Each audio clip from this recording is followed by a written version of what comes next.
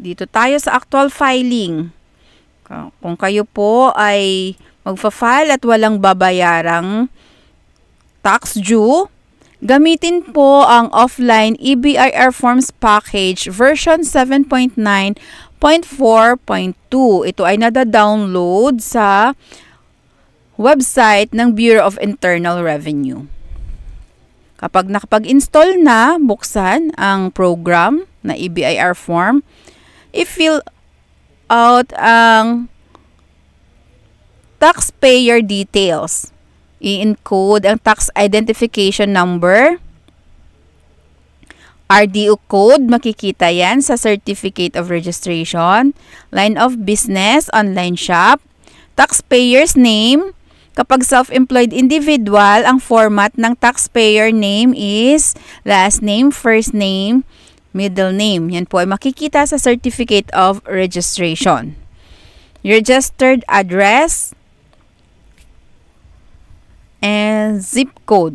Telephone number and email address. Ang email address dapat active po dahil dito makakatanggap ng tax return receipt confirmation ng online filing. Dito na tayo sa list of forms. Hanapin ang BIR Form 2551Q V 2018 Quarterly Percentage Tax Return. Then, click Fill Up. I-encode ulit ang 12 digits taxpayer identification number. Confirm email address.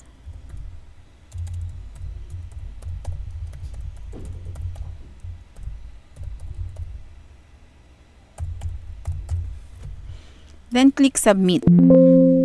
Background information saved. Okay. Then click Fill Up.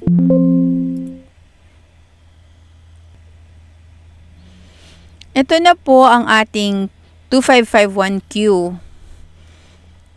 Item number 1, click Calendar. Automatic na siya na lalabas ang year 2024. Ang fina-file natin ngayon ay second quarter. Pag sinabing second quarter, ang covered na buwan ay April, May, and June. 3 buwan ang isang quarter. Amended return, no. I-check mo lang yan, ang yes, kapag ikaw ay mag-amend. Merong pagbabago. Kung halimbawa, nakapag-file na ng first filing tapos may nakita kang error, pwedeng mag-amend para i-submit ang corrected version. Okay. Background information, nag-auto-populate na siya. Then, sa item number 13, dito na po tayo pipili ng ating tax regime. Ang pagpapilian ng isang self-employed individual ay graduated income tax rate on net taxable income or 8% income tax rate on gross sales. So, ito yung pipiliin natin, ang 8%.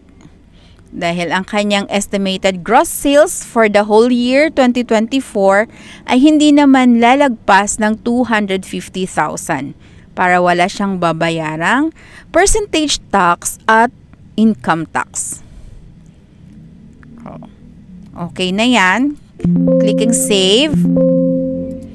Click Validate. Validation successful.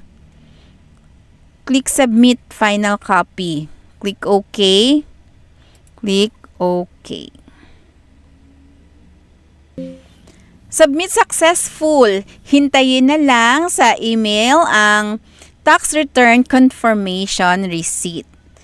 Dapat pong i-print ang BIR Form 2551Q at yung tax return confirmation receipt na matatanggap. Click OK.